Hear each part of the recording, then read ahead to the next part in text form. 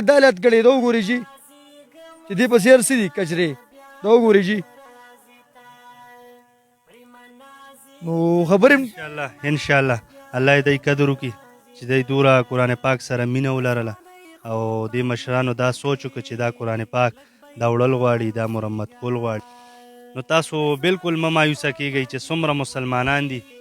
بالکل مه مایوسه کیږئ ځکه چې تاسو سره پراته قرآن پاک هغه که په بورو کې دي هغه که په المارو کې دي نو په دغه سکرین باندې نمبر چلیږي تاسو صرف رابطه وکئ انشاءالله موږ به ورپسې درځو دا به موږ راغونډو دا به مرمت کوو او بیا به چې کوم یتیمانان دي د مدرسو کې دي هغوی ته به دا موږ حواله کوو دا قرآن پاک چې دلته کم موږ راټول کړل دا به ځان سره وړو او انشاءالله دا په ظاهره خو داسې ښکاري چې د خښولو دی یا مطلب د سبق ته ویلو نه دی خو نه دا اوس هم مرمت کیږي دې کې پیله او اخرنۍ سپارې دا به انشاءالله دې ته مونږ چینج کوو دا به پکې لګو بیا به پکې مسلمان سبق وي